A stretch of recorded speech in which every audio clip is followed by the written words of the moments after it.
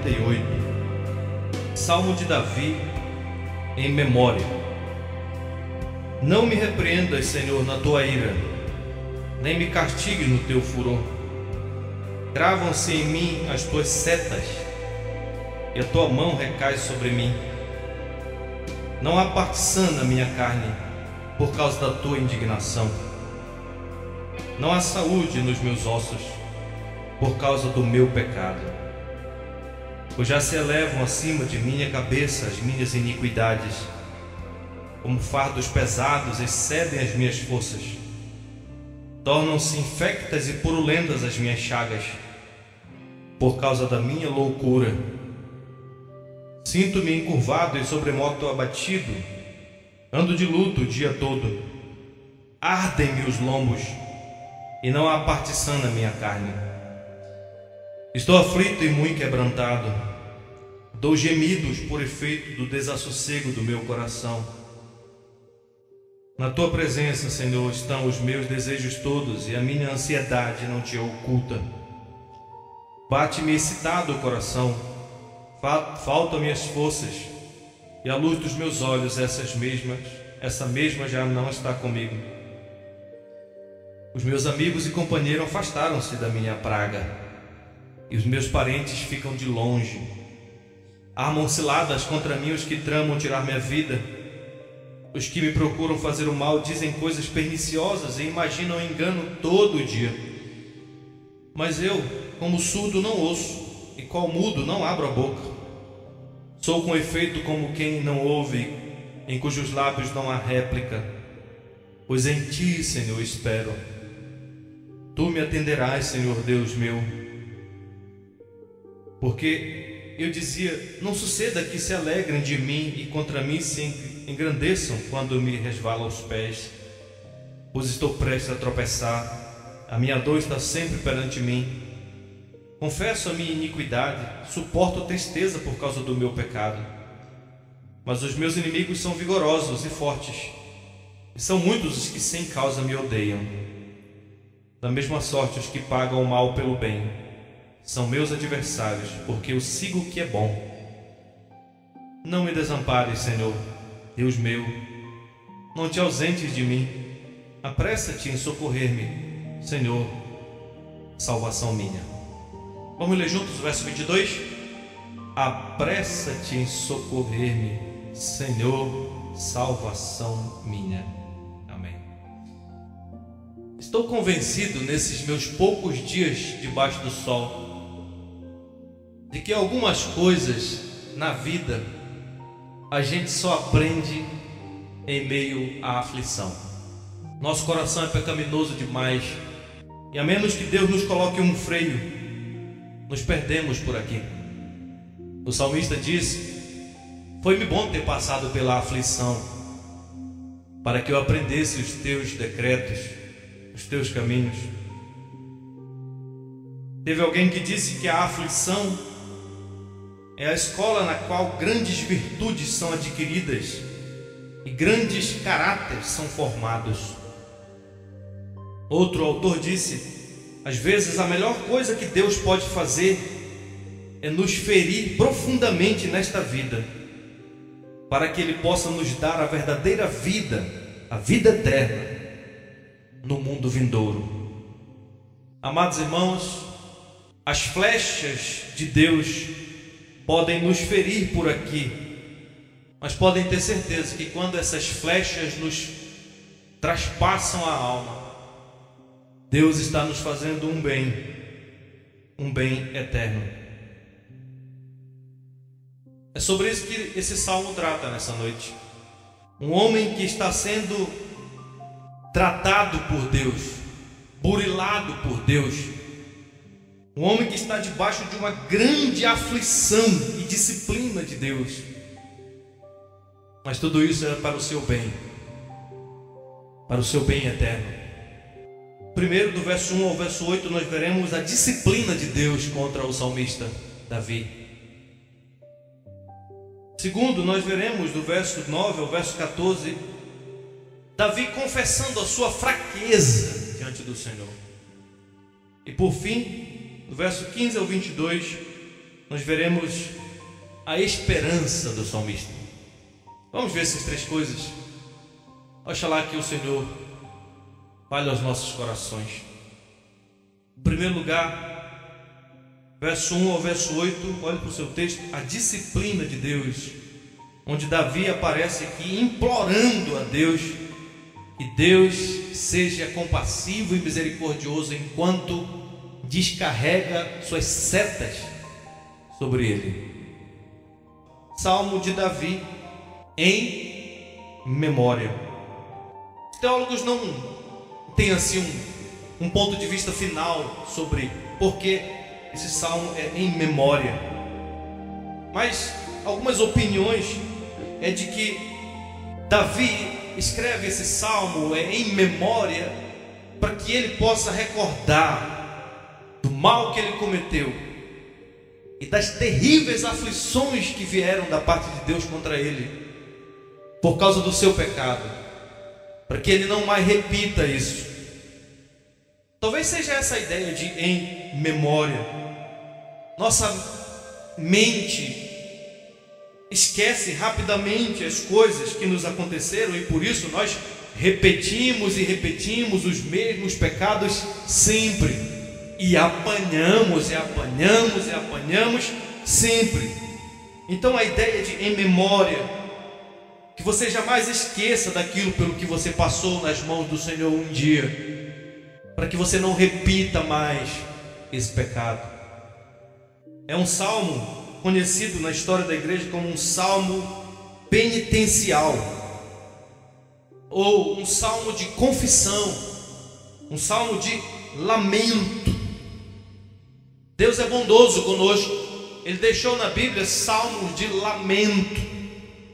Eu estava conversando com o nosso irmão Flávio um dia desses sobre isso, que a igreja do nosso tempo perdeu uma das práticas mais interessantes da Bíblia, que é a prática do lamento.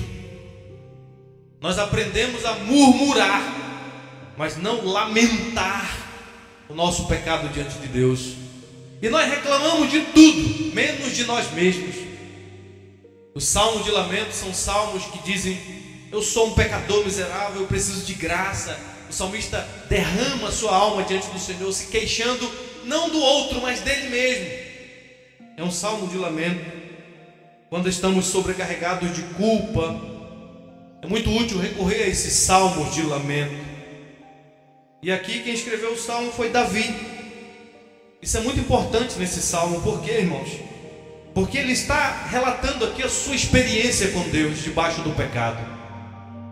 O texto não diz quais foram as circunstâncias que ele lamentou a sua condição aqui, mas pode ser que tenha sido quando ele pecou e adulterou com Batseba. A palavra de Deus diz que este homem passou a experimentar males de todos os tipos na sua vida e no meio da sua família por causa do seu pecado. E provavelmente Davi está lamentando profundamente essa condição de pecado e miséria. Nós não sabemos aqui, mas o fato é, meus irmãos, que Davi estava enfrentando uma situação de profunda dor, resultante do seu pecado. E por isso ele inicia então esse salmo, clamando no verso 1: não me repreendas, Senhor, na tua ira, nem me castigue no teu furor. Observe que Davi, não é que ele está dizendo que ele não quer ser disciplinado pelo que ele fez, não é que ele está dizendo que ele não quer sofrer as consequências do que ele fez, mas o que ele está pedindo é que Deus não o trate com ira, com furor, porque o furor e a ira de Deus são terríveis demais para serem suportados por um homem pecador. Davi está dizendo: Senhor, me trate, me discipline, mas me discipline como um pai disciplina seus filhos para treiná-los para o seu próprio bem. Não me repreenda como se eu fosse um inimigo teu, como aqueles que te odeiam. Eu sou teu filho, sou teu servo. Disciplina-me, Senhor, mas disciplina-me em amor, para a restauração, para o meu bem. E aí, a partir disso, desse clamor, deste pecador convicto, Davi passa a descrever, do verso 2 até o verso 8, o sofrimento que ele está passando, físico e emocional. Versículo 2: cravam-se em mim as tuas setas, e a tua mão recai sobre mim. O que ele está falando nesse verso 2 é que Deus disparou contra ele suas flechas, e essas flechas lhe traspassaram. Davi se sente ferido pelas setas de Deus, pelas flechas da ira de Deus, por causa do seu pecado. Então essa primeira parte vai falar exatamente isso. Ele diz no versículo 3 que ele não tem saúde no seu corpo. No verso 3 ele diz que os seus ossos foram afetados. Verso 5 fala de feridas repugnantes cobrindo a sua carne, chagas. Verso 7 fala que as suas costas estão cheias de dores. Verso 4 fala que ele está sobrecarregado de culpa. Verso 8 fala que ele geme de angústia. E o que me chama a atenção é que Davi repete as palavras 3 vezes, no verso 3 ao verso 5, por causa de. Ele fala por causa da sua indignação. Ele fala por causa do meu pecado. Depois, no versículo 5, ele vai falar por causa da minha loucura. E Davi está falando aqui algo muito sério, meus irmãos. Ele está dizendo que o seu sofrimento físico e emocional é resultado do seu pecado. Claro que nem todo sofrimento físico, toda doença, todo sofrimento emocional é resultado de pecado. Nós não acreditamos que a pessoa está num estado de doença e ele foi porque ele pecou contra Deus. Não é assim. Quando os discípulos se aproximaram daquele homem cego, eles disseram: Senhor, quem foi que pecou para que esse nascesse cego? Ele ou os pais dele? Jesus falou: nem ele, nem os pais dele, mas para que nele se manifestasse a glória de Deus. Jó, por exemplo, era um homem íntegro, temente a Deus, que se desviava do mal. Mas Deus permitiu sofrimentos na vida dele. Às vezes Deus permite sofrimento na nossa vida exatamente para glorificar o seu nome nesse sofrimento, e nós não entendemos. Mas existem certos sofrimentos, irmãos, físicos e emocionais, que eles decorrem do nosso pecado. Doenças são chamadas de psicossomáticas. São aquelas doenças que aparecem no nosso corpo como resultado da nossa culpa, por exemplo. Isso é uma realidade. Peso de culpa pode gerar em nós sofrimentos físicos e emocionais também, e sofrimentos espirituais. E é isso que está acontecendo aqui com Davi, no caso específico dele. Toda essa descrição que ele faz dessa sua triste condição, ele fala: é resultado do meu pecado, é resultado da minha loucura, é resultado da tua indignação contra mim, Senhor, e eu mereço, porque eu pequei contra o Senhor. Se tem uma coisa que adoece uma pessoa, é um complexo de culpa. Alguém que se sente esmagado pelas misérias do seu pecado. Às vezes é um pai de família, por exemplo, que tem uma bela família, que ama sua esposa, seus filhos, e no momento de loucura mesmo, ele acabou desabando e traindo a sua esposa, e destruiu a vida da sua esposa, dos seus filhos e a sua própria vida. E essa pessoa não consegue conviver com essa ideia, ela não consegue se perdoar. Ela entende: Deus já me perdoou, mas eu não me perdoo.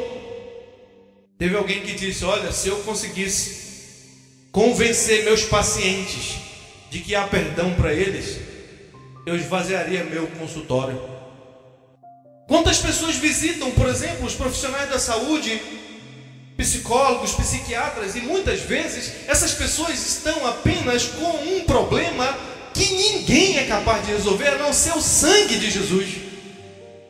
Ponto. Eu não estou dizendo, irmãos, por favor, não me entenda mal, que a sua doença hoje, que a sua crise hoje é resultado disso, mas isso pode acontecer às vezes, como aconteceu com Davi. No Salmo 32 ele disse: olha, enquanto eu calei os meus pecados, envelheceram os meus ossos, pelos meus constantes gemidos todo dia, porque a tua mão pesava sobre mim, e o meu vigor se tornou em sequidão de estio. A minha alma, outrora ajardinada, bonita, se tornou um deserto inóspito, horrível. E é isso que está acontecendo aqui nesse salmo, meus irmãos. Isso vai nos levar ao segundo ponto, do verso 9 ao verso 14. Davi vai confessar a sua própria fraqueza, e ele vai assumir que ninguém, a não ser o Senhor, pode ajudá-lo. Davi se move da disciplina de Deus para a sua própria fraqueza. Como a mão de Deus está pesada sobre ele, ele sabe que não há ninguém além de Deus para ajudá-lo. Então o ponto aí dos versos 9 a 14 é que Davi não tem outro lugar para se voltar a não ser o Senhor. Não há ninguém que possa ajudá-lo, não há ninguém que possa resgatá-lo, não há ninguém que possa socorrê-lo, não há ninguém que possa salvá-lo. Primeiro, no verso 9 e verso 10, ele declara que ele não tem forças em si mesmo. Ele diz: olha, na tua presença, Senhor, estão os meus desejos todos, e a minha ansiedade não te é oculta. Ou seja, Senhor, tu sabes do que eu estou passando, tu sabes de como as minhas noites têm sido difíceis, tu sabes da minha... Eu acho interessante essa palavra, ansiedade, que as pessoas falam que é o mal do século. Já era um mal na época de Davi. Aí no verso 10 ele diz: bate-me excitado o coração. Ele está com taquicardia, falta-me as forças. Homem enfraquecido fisicamente. E ele confessa também que os seus olhos estão escurecendo. A luz dos meus olhos, essa mesma já não está mais comigo. Depois ele diz, além de dizer que ele está fraco assim desse jeito, ele fala dos seus amigos, no verso 11. Seus amigos falharam com ele. Ele diz: os meus amigos e companheiros afastam-se da minha praga.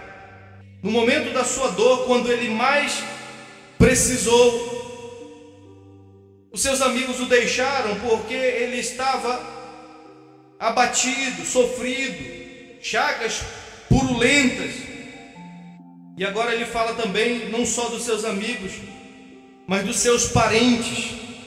Os meus parentes ficam de longe.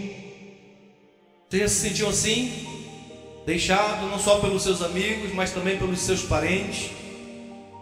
Quando você cometeu um erro, às vezes você é uma jovem que pecou contra o Senhor, seus pais ficaram com raiva de você, não querem ver tua cara, não querem conversar contigo, e você começa a sofrer, a padecer, e eles ficam de longe.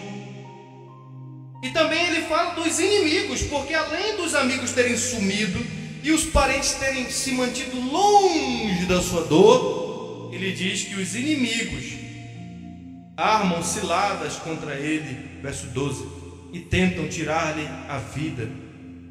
Dizem coisas perniciosas a meu respeito, imaginam o engano todo dia. E a reação dele é interessante, no verso 13 e 14, ele diz que ele se faz de surdo, que ele se faz de quem não está entendendo, que ele fica calado, ele não abre a boca. Quem sabe talvez aquela cena de Davi sendo levado, e Simei está ali praguejando, falando mal dele, e ele fica ali dizendo: olha, esse cara é um louco, mas só que isso está acontecendo pela permissão de Deus para me tratar. Então eu vou ficar quietinho aqui aprendendo o que o Senhor está fazendo comigo.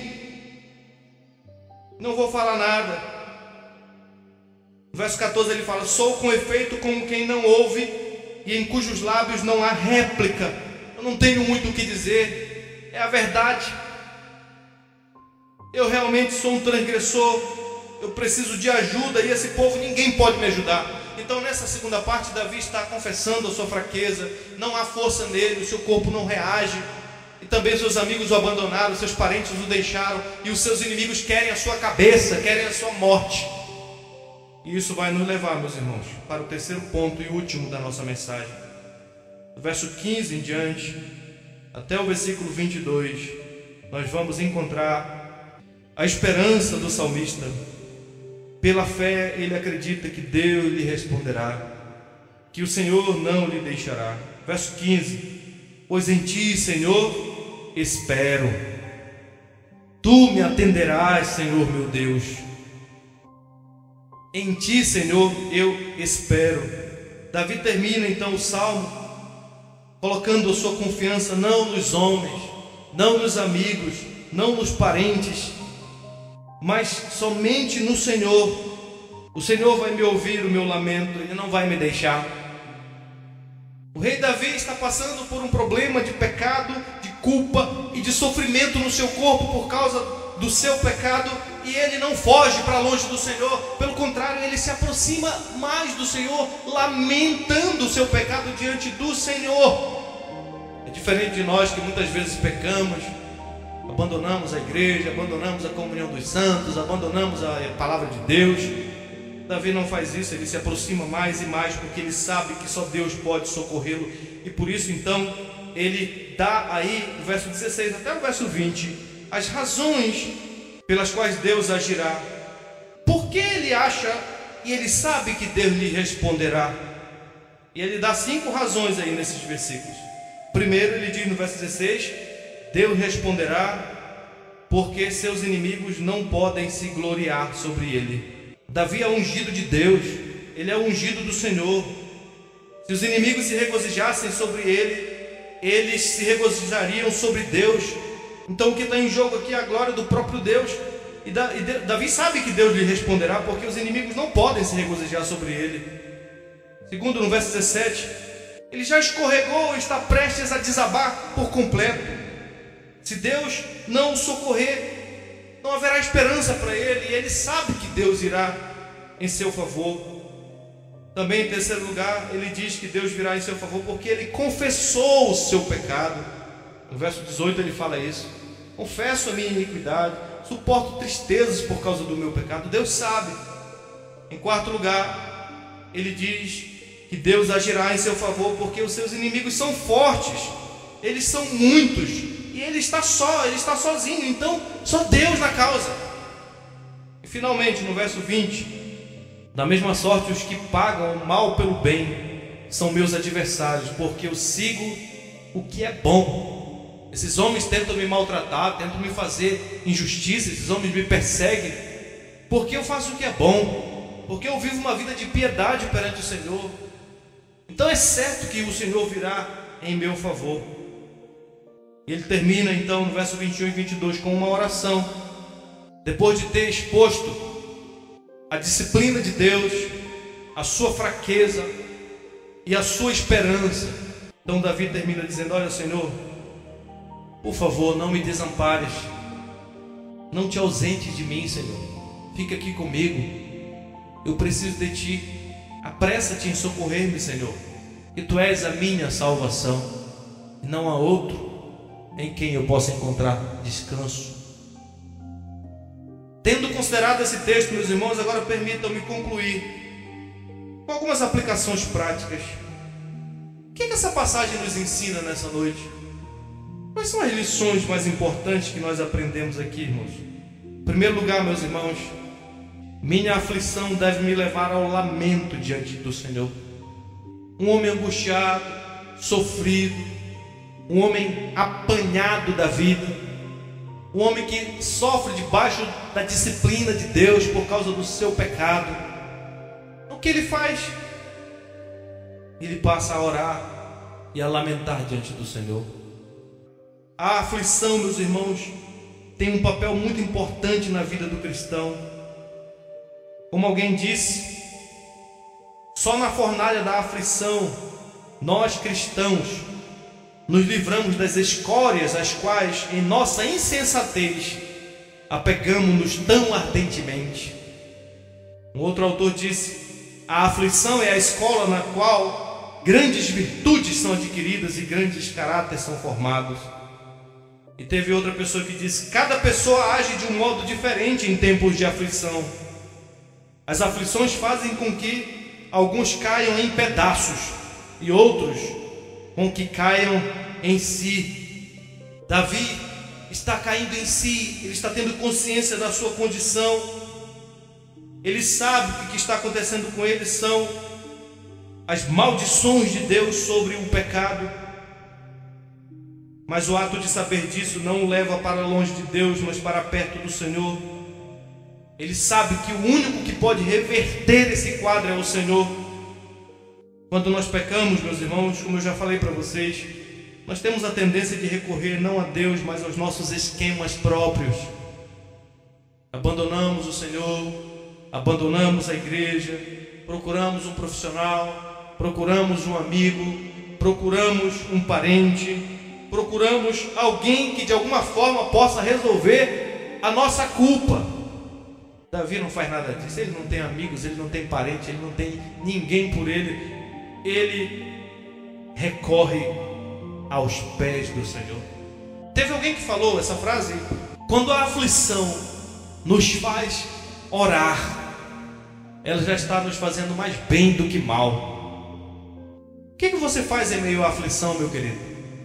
Você tenta disfarçar, vai para o shopping, vai passear, ou você vai aos pés do Senhor primeiramente, dizer: ó Deus da minha salvação, não se ausente de mim. Segundo lugar, segunda lição: a única maneira de resolver o problema da sua culpa é admitindo a sua culpa. Preste bem atenção nisso. Quando nós estamos sofrendo debaixo de alguma aflição, nós sempre gostamos de culpar os outros por causa da nossa aflição. Mas o correto é fazer como Davi, bater no peito e dizer: Deus, não há saúde nos meus ossos por causa do meu pecado, meu corpo está cheio de chagas por causa da minha loucura, a loucura é minha, o pecado é meu, Deus tem misericórdia de mim. E não ficar culpando os outros. Foi isso que o filho pródigo fez quando ele voltou dizendo: Pai, pequei contra ti, eu não sou digno. O publicano batia no peito e dizia: ó Deus, ser propício a mim, pecador. Como eu já falei para vocês, entenda uma coisa: nem toda perturbação é resultado do pecado, mas às vezes é. Então é muito importante você fazer uma autoavaliação, colocar isso em oração diante do Senhor, avaliar o seu coração. Deus, será que o que está acontecendo comigo não é por causa da minha negligência, do meu pecado, do ter me afastado do Senhor? E se você encontrar porventura alguma culpa sobre você, você faz como Davi, assuma a sua culpa e receba o perdão do Senhor. Em terceiro lugar, aprendemos aqui que existem circunstâncias na vida em que você vai ficar só e não terá ninguém a recorrer. Os parentes vão te deixar longe, os amigos vão te abandonar, os inimigos vão querer a tua queda. E aí, o que você vai fazer? Agora só terá o Senhor. Mas de uma coisa você pode estar certo, meu querido. O apóstolo Paulo, no final da sua vida, lá em 2 Timóteo capítulo 4, ele diz um relatório triste sobre a igreja. Ele diz: na minha primeira defesa ninguém foi a meu favor, antes todos me abandonaram. Mas aí ele conclui dizendo: o Senhor, porém, esteve comigo e me revestiu de forças. Às vezes você vai ficar sozinho, mas você não estará sozinho. Como dizia, não sei se era John Knox que falava: um com Deus é maioria. Salmo 27:10 diz: porque se meu pai e minha mãe me desampararem, o Senhor me acolherá. Deus prometeu a Jacó e seus filhos: nunca te deixarei, jamais te desampararei.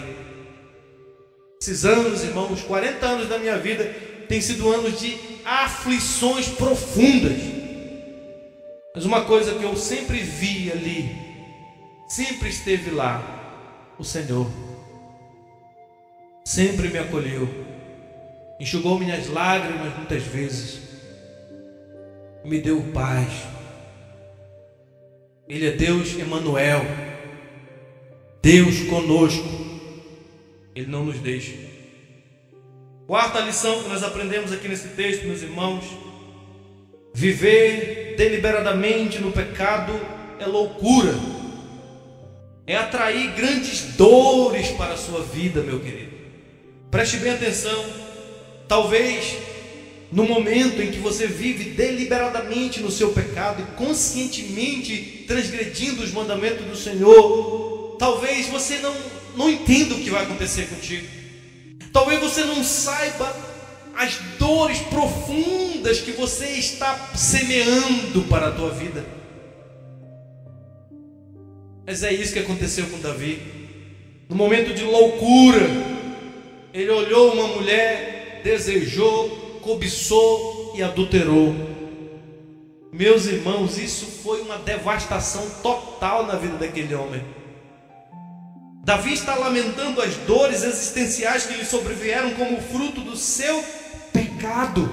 Desafiar o Senhor, jovem, adolescente, é atrair dor para a sua vida.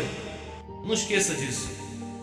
Infelizmente, como pastores, nós observamos que tem muita gente que só vai cair em si à beira da sepultura. Você não queira estar perante o Eterno com um peso de culpa nas tuas costas. Não tem melhor coisa do que ser amigo de Deus e andar de consciência em paz perante o Senhor e morrer em paz. Vamos viver em obediência ao Senhor, meus irmãos. Por fim, esse salmo aponta para Jesus Cristo, nosso Salvador. Agora talvez você me pergunte, mas como? Não é um salmo penitencial, um salmo de confissão? Como essas palavras desse salmo são as palavras de nosso Senhor Jesus Cristo? Ele não tinha pecado, ele era justo, ele era santo. Mas vocês não podem esquecer, e ele não tinha, mas nós temos. E a palavra de Deus diz que há uma união mística entre Cristo e o seu corpo. O Senhor Jesus chega e diz: Saulo, Saulo, por que me persegues? Ele estava perseguindo a igreja, mas a igreja é o corpo de Cristo, está ligado a ele, a sua cabeça. Então, embora Cristo não tivesse pecados próprios para confessar, mas ele está tão unido a nós que nossos pecados foram transferidos a ele, e os nossos pecados se tornaram seus pecados, e a sua justiça se tornou a nossa justiça. Paulo diz: aquele que não conheceu o pecado, Deus o fez pecado por nós, para que nele nós fôssemos feitos justiça de Deus. Então, se você é um cristão, meu querido, saiba disso. Jesus tomou o nosso pecado como seu e sofreu no nosso lugar. Como nosso noivo, ele experimentou todas as coisas que Davi descreve aqui nesse texto: aflições, gemidos, ansiedades, fraqueza no corpo. Como nosso noivo, ele experimentou o abandono. Os seus discípulos o deixaram, os seus familiares o abandonaram e ele ficou sozinho. Como nosso noivo, ele carregou uma coroa de espinhos, levou açoites no seu corpo que lhe deixaram chagas purulentas e horríveis. E acima de tudo, meus irmãos, como nosso noivo, ele sentiu a pesada mão da ira de Deus contra si mesmo. O salmista diz: Senhor, não me castigue na tua ira. Mas nosso Senhor Jesus Cristo, quando foi para o Calvário, foi castigado pela ira de Deus. Ele não merecia sofrer, mas como ele tomou o nosso lugar, a ira de Deus se acendeu contra ele e ele foi castigado. Isso é que nós chamamos de propiciação. Deus estava irado conosco, mas Ele nos amou tanto que enviou o seu amado Filho para morrer em nosso lugar e remover a sua ira de nós. 1 João 4,10 diz: nisto consiste o amor, não em que tenhamos amado a Deus, mas em que Ele nos amou e enviou o seu Filho como propiciação pelos nossos pecados. Cristão, servo de Deus, serva de Deus, se você está passando por algum problema difícil, por alguma doença aguda, você pode ter 100% de certeza que Deus não está irado mais com você, porque Jesus é a nossa propiciação. O Pai descarregou a sua ira contra o seu Filho, Ele reconciliou-nos com Deus por sua morte na cruz. Esse salmo, portanto, é a oração daquele que sofreu a ira de Deus no lugar da sua noiva. Essa certeza tem que nos levar a uma confiança inabalável diante do trono de Deus. Por isso o autor de Hebreus, no capítulo 4, verso 16, diz: acheguemo-nos, portanto, confiadamente junto ao trono da graça, a fim de recebermos misericórdia e acharmos graça para socorro em ocasião oportuna. Querido, se você confia em Jesus como aquele que assumiu a tua culpa, então você pode se achegar a Deus com confiança de que Deus ouvirá o teu lamento. Você pode até repetir as palavras de Davi: ó Senhor, não me repreenda na tua ira, nem me castigue no teu furor, e o Senhor atenderá, porque Jesus já bebeu o cálice da ira de Deus por você.